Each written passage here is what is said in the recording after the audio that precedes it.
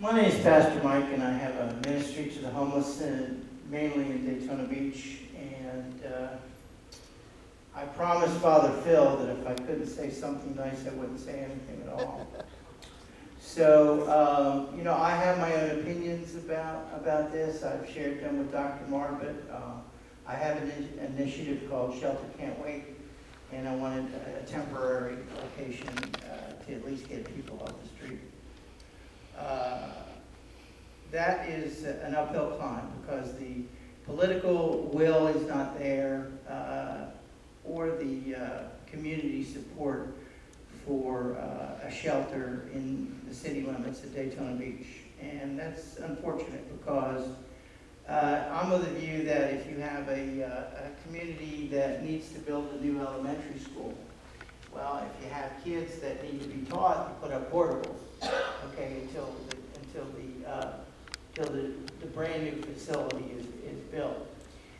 So I've got my work cut out for me, and we're getting some traction with some locations and so on. The big problem is the mayor and the city commission at least entertaining the notion. They won't even do that because they perceive that the residents are so weary of the street people and the problems that are attendant with the street people that they just want them out of the city. Okay, that's my view. Okay, some other people could have a different view, but I think that part of the reason that this location was chosen, that it doesn't matter as long as it's west of 95. So, but that's my. I'm not going to let you get away with that. Up to it. You can keep going.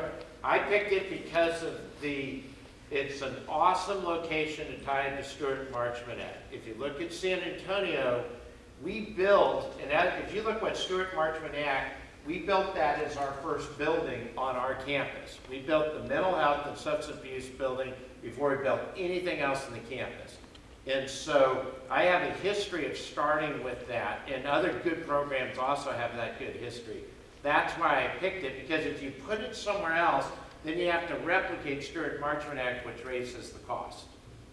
I understand that argument. Okay, I believe that we should do this incrementally. If you recall, on January 10th, 2014, that was my question from the floor.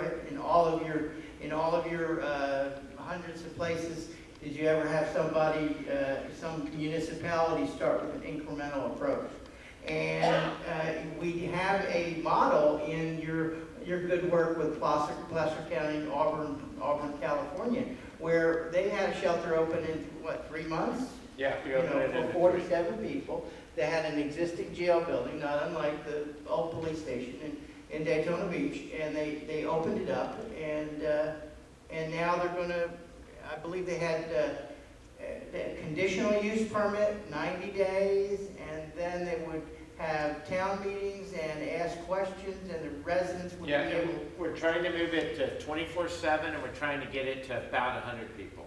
Okay, so now that's another example of using an existing building, and Pinellas is an existing building. So now we have a new construction, and now we have funding challenges, which by your statement tonight that it's going to take up to 3 years for reliable funding stream to come in from a new food and beverage tax. So I guess my question is that can you? I know that that the city manager approves your invoices, Mr. Marbut, but but we're going to need. There is a thing about the overarching goal of this is to do something for the homeless. Okay, so I guess I'm asking you to push back a little bit about the people that pay you. Okay, to say, well, this is going to take a long time. Maybe we can do something on a short-term basis. You know where I'm going with this, Yeah. Bob. And let me take your 3 examples you used. Placer County, which is outside of Sacramento. We put it there because they have existing services there.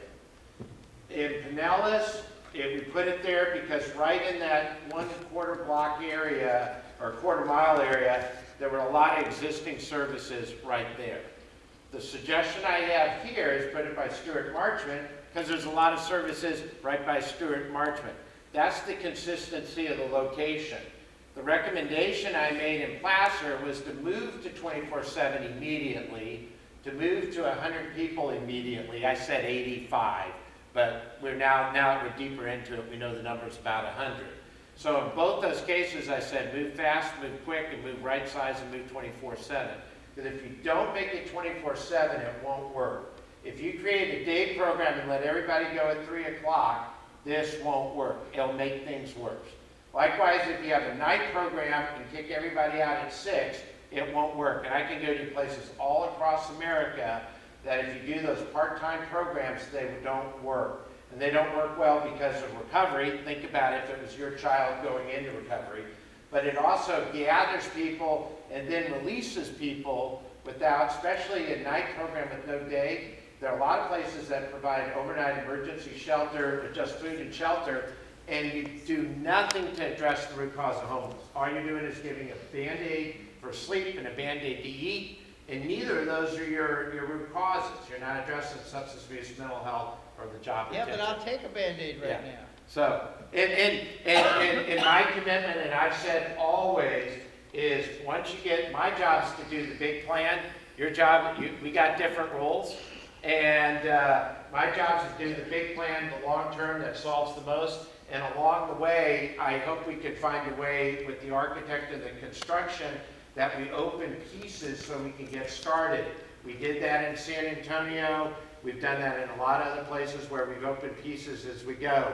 The one place that I really wasn't involved in directly in the beginning was the bridge. And they opened everything on one day. They did a big grand opening, ribbon cutting, all the electeds come, and they went from 0 people to 800 people in one day. The next day they were up to about 1,000 people, and it was in Dallas, and it was a mess because you couldn't operate the facility. Computers weren't working, systems weren't working, agencies weren't working. So there's an advantage to phase in things because it helps train your staff, acclimates the volunteers, gets you to debug the system. Think of a Marriott. Marriott never opens a place at 100%. They open a place at 40%.